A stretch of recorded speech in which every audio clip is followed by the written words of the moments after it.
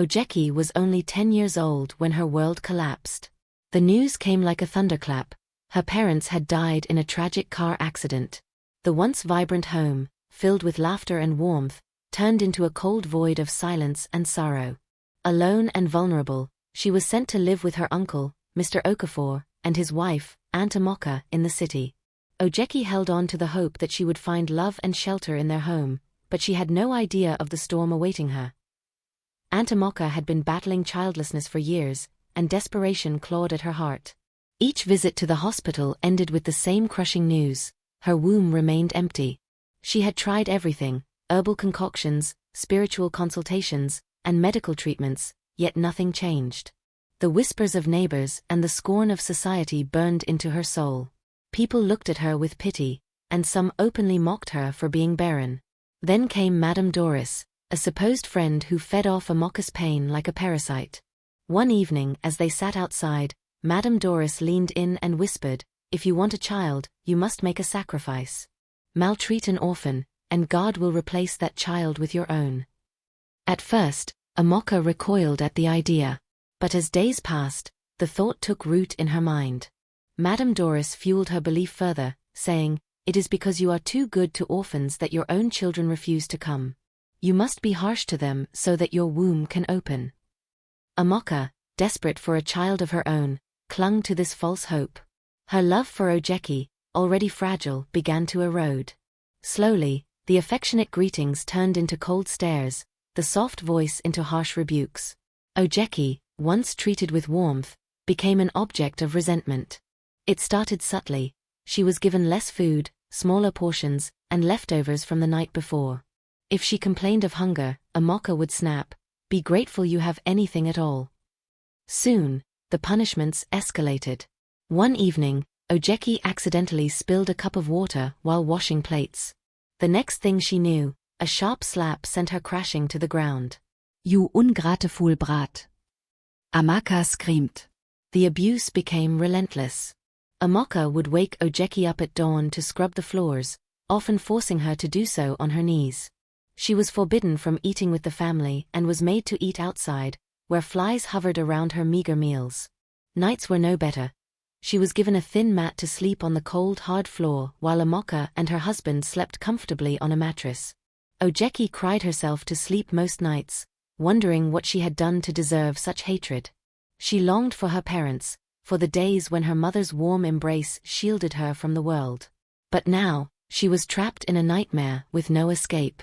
And all the while, Amoka waited, hoping her cruelty would be rewarded with a child of her own. Ojeki was quickly stripped of her identity as a niece and was reduced to nothing more than a housemaid. She was up before dawn, scrubbing floors, washing clothes, and cooking meals she was barely allowed to taste. Any mistake, real or imagined, earned her a slap, a harsh word, or even a beating. Her uncle, though aware, remained silent, unwilling to confront his wife. However, deep down, he disapproved of Amoka's actions. Many nights, he would try to reason with her. "Amoka, this girl is innocent. She has done nothing wrong. You cannot take your pain out on her," he said one evening. "Believe in God's time. If we are meant to have a child, it will happen. Do not let wickedness consume you." But Amoka refused to listen. Instead of sending Ojeki to school, she forced her to sell sachets of water in the scorching sun, especially around the school environment. I watched children her age in their neatly pressed uniforms carrying books, laughing and learning. Her heart ached for an education, but she was only allowed near the school to earn money, not to learn. Despite the harsh conditions, Ojeki's spirit remained unbroken. She found solace in small acts of kindness from strangers: a neighbor who secretly slipped her fruits, a classmate who shared her lunch. These small gestures gave her hope that kindness still existed in the world. Despite the cruelty surrounding her, Ojeki found solace in her school. Her teacher, Mrs. Nwosu, noticed the bruises, the torn uniforms, and the exhaustion in the young girl's eyes. One afternoon, She gently pulled Ojeki aside and asked her what was wrong. The girl hesitated, fearing repercussions, but the warmth in Mrs. Nwosu's eyes broke down her walls. She sobbed as she told her story. The teacher knew she had to act before it was too late. Determined to help, Mrs. Nwosu began observing Ojeki closely. She secretly followed her one day and saw her selling sachets of water outside the school instead of sitting in a classroom. Her hart brok et se sicht of se intelligent girl wasting away under se weight of oppression. That day she bought all of Ojeki's water, letting her rest in the shade while she gently asked more about her situation. That night, Mrs. Nwosu visited Ojeki's home under the guise of checking on her studies. As she walked through the door, she saw the harsh treatment firsthand, Aunt Amoka barking orders while Ojeki trembled and rushed to obey. Mrs. Nwosu noticed the thinness of the girl's frame, the bruises on her arms, and the look of hopelessness in her eyes. She clenched her fists in anger, realizing she could no longer stand by. The teacher made up her mind to involve the authorities immediately. But first, she needed evidence.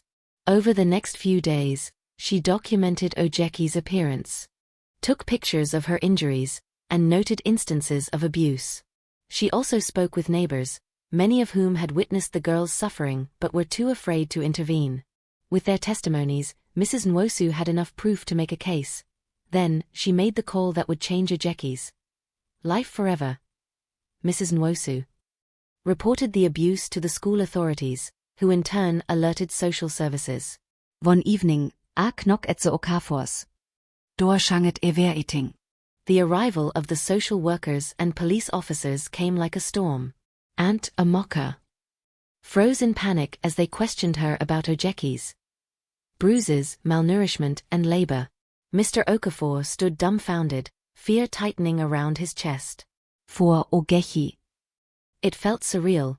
Justice was finally at her doorstep. She was told to pack her things.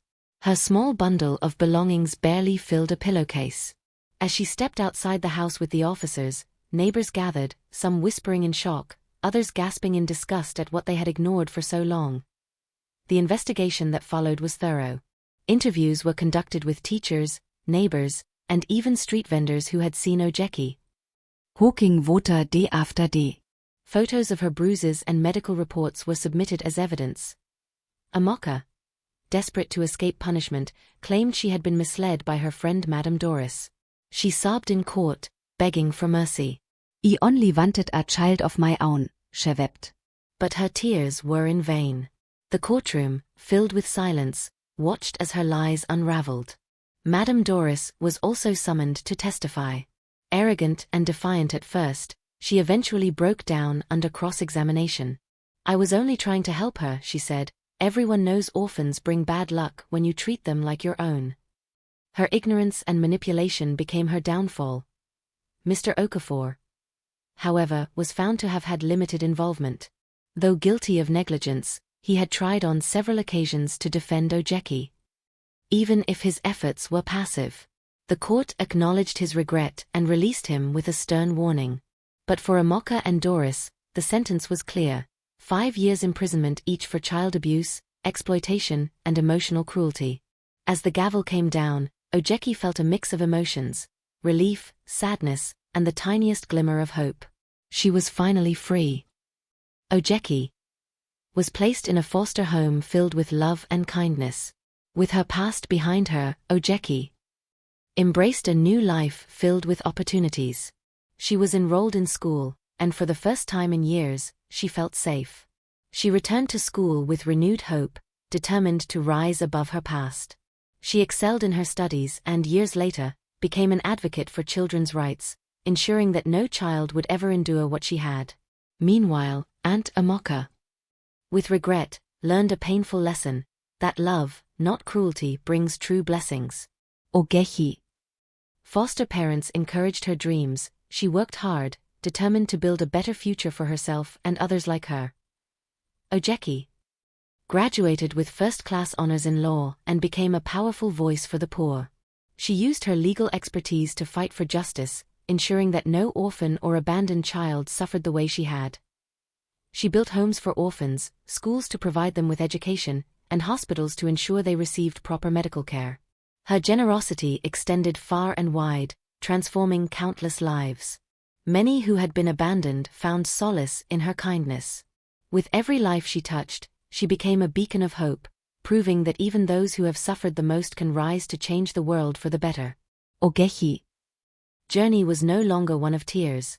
It was a triumphant story of hope, redemption, and transformation. Ogechi became a great lawyer all over the state and country. With each case she handled, she ensured justice for the helpless, turning her pain into a purpose.